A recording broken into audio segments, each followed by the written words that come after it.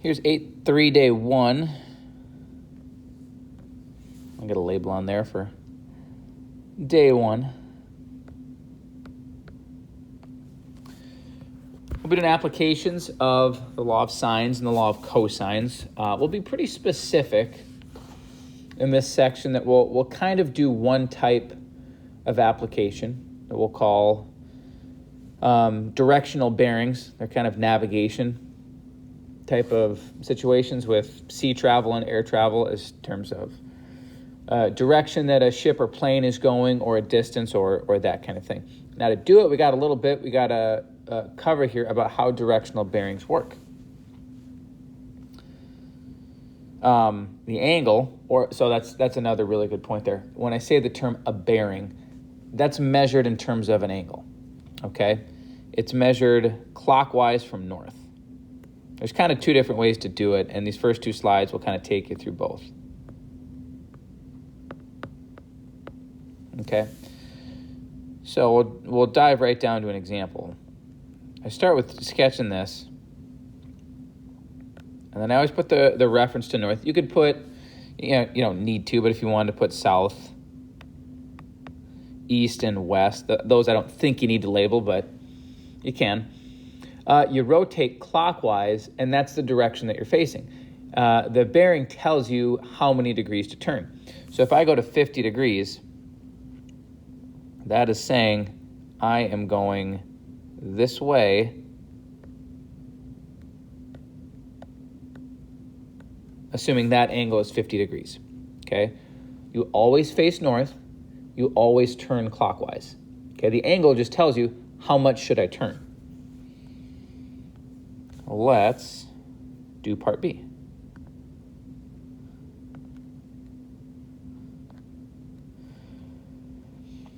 All right, 130. I'm going to rotate a little bit more here. And if you want to put some references on here as well, right? Again, this is good for your notes. You don't always have to have these, but that first one, we're talking about east, okay? If you were turning to just go due east, you'd say your bearing is 90 degrees, okay? So face north, turn 90 degrees. If you were going 180, you'd be going due south. If you were 270, you would be going west. Okay, those can be nice references because the big thing about your sketch for your bearings is what quadrant are you in. That much we should be accurate about. 130 tells me I'm going this way.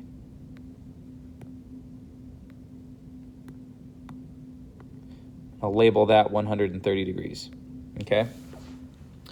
So if I were to describe that direction, it's kind of like I'm going southeast, sort of. Okay, that's the general direction.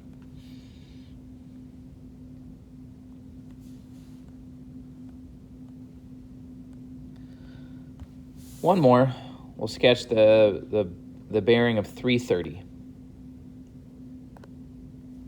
Okay.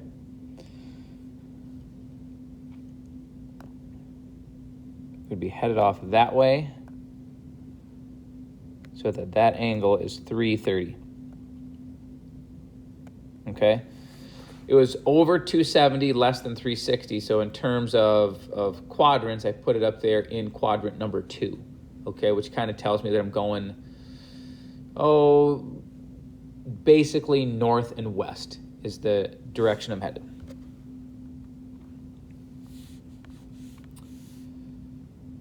There's a second way to do it. We'll see a little bit of both, right? I like the ones we just covered a little bit better. But there's another way that this can be done here, known as surveying. Okay. So your direction is always given as an acute angle. Now keep in mind as we cover this is just another way of doing the exact same thing, right? It's telling you that the course or direction that you're traveling, okay? Just a slightly different way to do it. That acute angle is given from the starting point of the north or the south.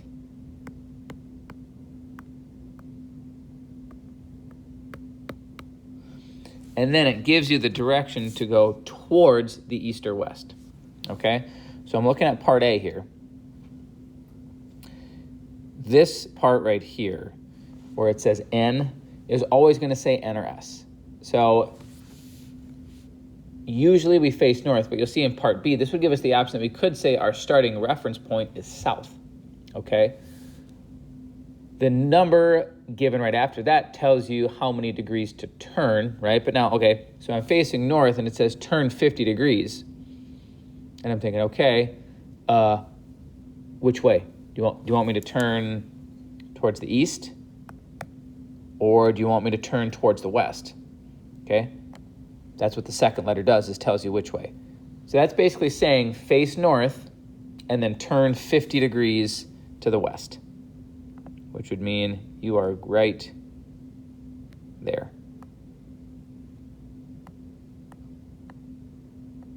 Okay. North 50 degrees west. On the second one, a little bit different here, is it's saying face south.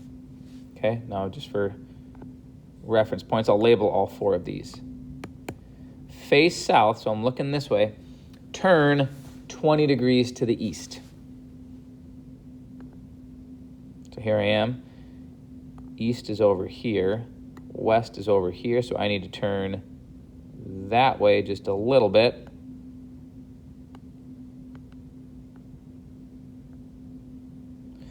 So that is 20 degrees, okay?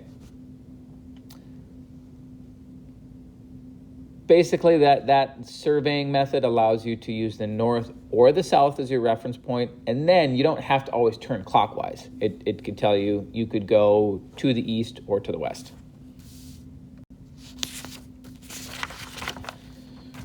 All right, as we get to some of these word problems here, I think I'll cover 2 of them with you today. 2 of them. Parallel lines and angles, right? So think of this. I mean, these are going to come up a lot because if this navigation-wise is pointed north, right? Those lines are parallel. So if you see the 2 angles on the inside, you may have already known this, but I thought it's worth a review. In that diagram, angles 1 and 2 would add up to 180 degrees. Okay, that can be really useful when we're solving some word problems. Same thing right here. If this is north and this is south, right? Those are going parallel to each other. Okay, now if they're on opposite sides like that, they're not supplementary, meaning they add up to 180, they're equal. Okay, so if you saw that situation come up, you know that angle 1 and 2 have to be the same. And here, if that were north, angle 1 and angle 2, right, those 2 would form basically a complete rotation and would therefore add up to 360 degrees, okay?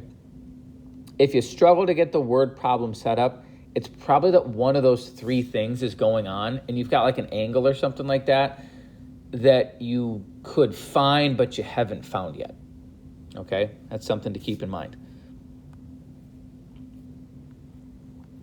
All right, let's dive into some word problems. We'll get to, I think the whole lesson has 4 of them.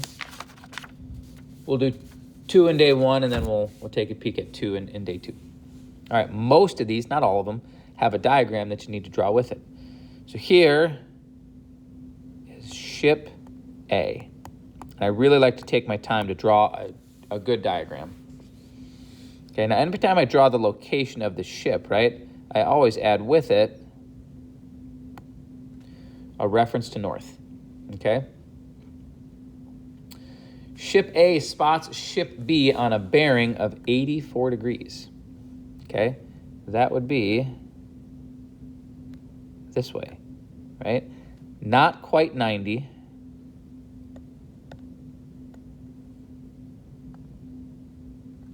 Okay, so I didn't draw like a perpendicular line that would be going east, but it's not too far away. Doesn't say how far away they are, but there's ship B, and I'll put its reference to north as well, okay? What bearing does ship B spot A? Okay, so the angle I'm looking for actually is right there, okay? Because this isn't using the north, south, east, west thing. This is just start north, turn clockwise. Okay, start north and turn clockwise. Okay. Now I can't go directly to that angle, but the one I know, because of this one right here is 84, right? I can figure out this one.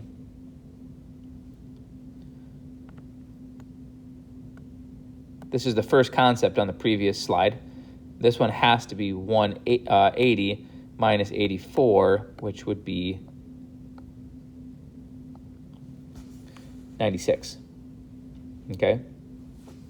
Because this is pointing north and that's pointing north, right? So those, you could think of those two lines as parallel. So we have these two angles that are on the same side of this and are on the inside of the parallel lines. Okay?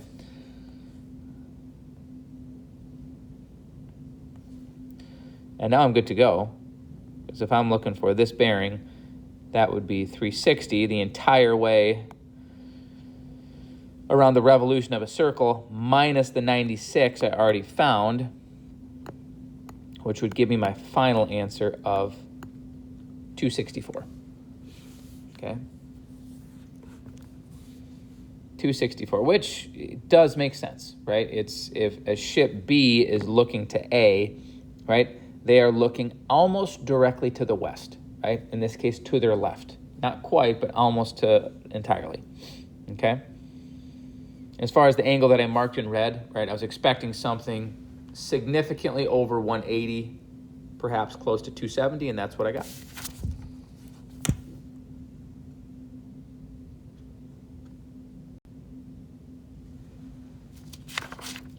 All right, this will be the last one for the day, okay?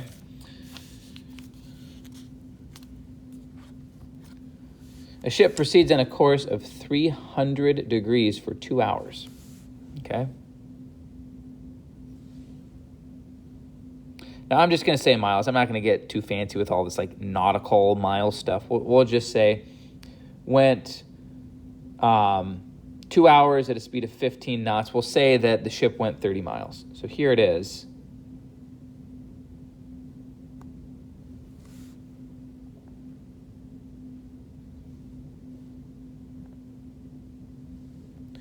And the ship is going that way. And I know this angle right here is 300 degrees. That's the direction that it gave me. And now I got a distance with it that in that direction, the ship is going 30 miles until it gets here. Every time something happens with direction, I always reference north, okay? And it changes to a course of 230 at the same speed for 3 more hours, okay? Now 230, 180 would be south, 270 would be west. So I'm going to go like that. And this went for 3 hours. So that's 45 miles. And then I would have to mark that whole thing as 230 because that's the point it changed direction.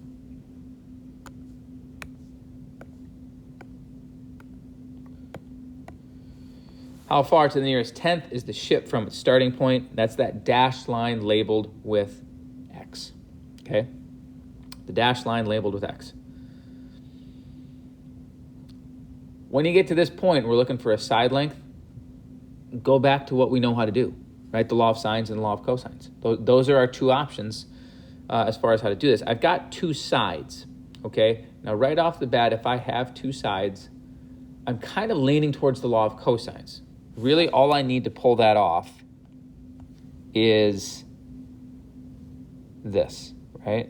Because I've got side, side. If I can get that angle in between, I've got the SAS case, and I can figure out this missing distance, okay? And that's what I'm going to try to do here. So I'm going to go through and mark some stuff I know, okay? Right here. That angle has to be 60, right? Because the original direction is 60 degrees short of going north because their course was 300, which tells me over here, okay?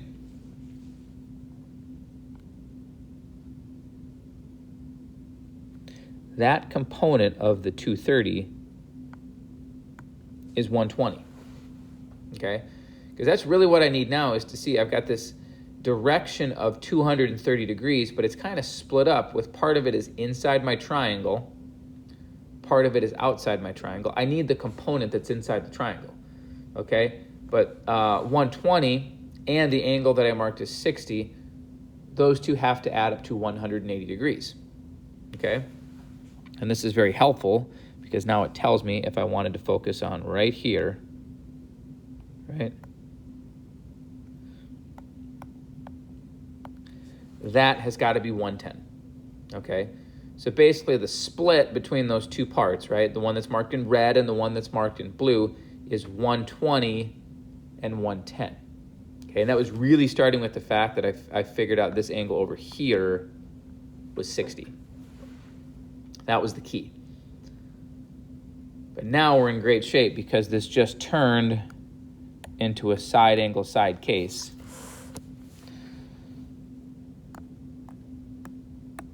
Which means I could set it up like this. Law of cosines and say 45 squared plus 30 squared minus 2 times 45 times 30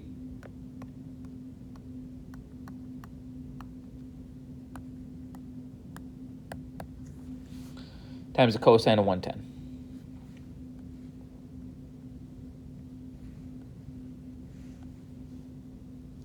That right side could go in your calculator all at once. You'd get 3,848.45. Take your square root. Set to the nearest tenth. That would be 62.0 miles. Right, which would be right here. Because their starting point was right here, right? They kind of went northwest and then switched to go southwest. But their end destination is about 62 miles from where they started, okay? That's all for day one. Day two, a couple more problems, very similar to the one that we just took a look at in this slide.